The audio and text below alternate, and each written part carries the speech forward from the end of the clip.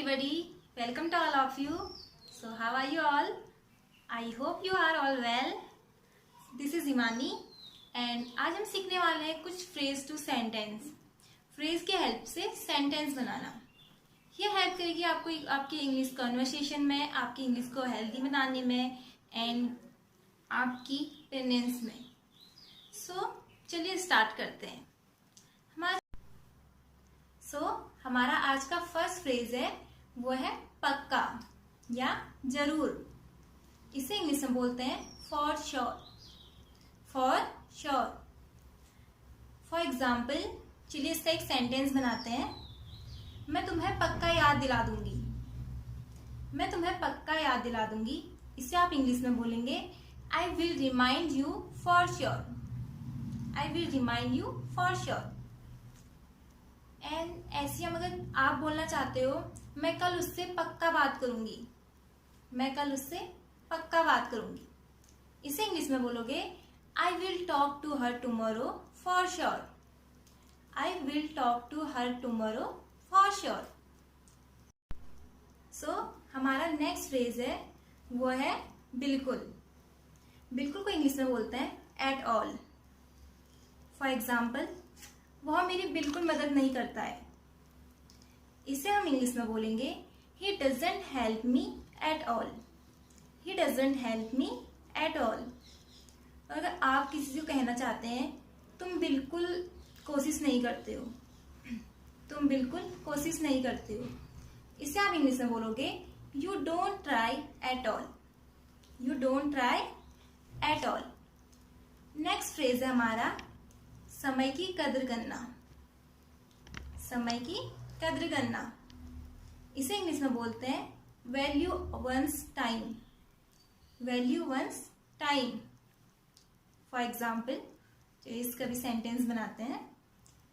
अगर आप बोलना चाहते हो वो अपने समय की कद्र नहीं करता है, वो अपने समय की कद्र नहीं करता है, तो आप इसे इंग्लिश में बोलोगे he doesn't value his time.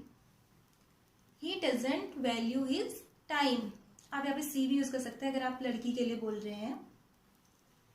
And next sentence देखो, अगर आप बोलना चाहते हो मैं अपने समय की कदर नहीं करता, मैं अपने समय की कदर नहीं करती, तो आप इसे इंग्लिश में बोलोगे I don't value my time. I don't value my time. Next phrase है वो है हमारा एक तरह से या एक तरीके से। इसे इंग्लिश में बोलते हैं इन अ वे।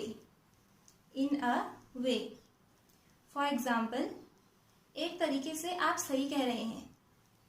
एक तरीके से आप सही कह रहे हैं।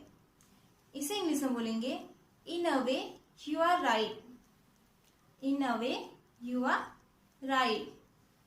नेक्स्ट फ्रेज है हमारा वो है अगर या यदि। इसे इंग्लिश में बोलते हैं in case. In case. For example आप यहाँ पे बोलना चाहते हैं कि अवस्था में अगर ऐसा हुआ तो। इसका भी एक सेंटेंस बनाते हैं। इसका सेंटेंस बनाएंगे हम अगर बारिश होगी तो मैं स्कूल नहीं जाऊंगा। अगर बारिश होगी तो मैं स्कूल नहीं जाऊंगा। इसे आप इंग्लिश में बोलोगे in case it rains I will not go to school. In case it rain I will not go to school. Next phrase है हमारा समय समय पर। समय समय पर। इसे इंग्लिश में बोलते हैं from time to time. From time to time. For example मैं समय समय पर अपने दोस्तों से मिलता हूँ। मैं समय समय पर अपने दोस्तों से मिलता हूँ। इसे इंग्लिश में बोलेंगे I meet my friends from time to time. I meet my friends from time to time.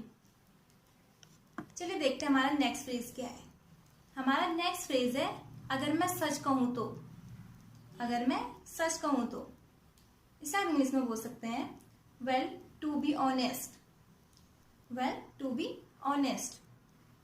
For example कभी कोई आपसे कहते हैं ना तुम क्यों नहीं आए, तो तुम बोलना चाह रहे हो अगर सच कहूं तो मेरे पास टाइम नहीं था। अगर मैं सच कहूँ तो मेरे पास टाइम नहीं था। इसे इंग्लिश में बोलेंगे well to be honest I didn't have the time. Well to be honest I didn't have the time. Next phrase है हमारा असल में। असल में इसे इंग्लिश में बोल सकते हैं हम as a matter of fact. As a matter of fact. अब कभी आप एग्जाम दे के आते हैं, आपसे कोई पूछते हैं एग्जाम कैसा था और आप उनको आंसर देना चाहते हैं असल में एग्जाम काफी इजी था, तो आप इसे इंग्लिश में बोलोगे as a matter of fact it's very easy. As a matter of fact it was very easy.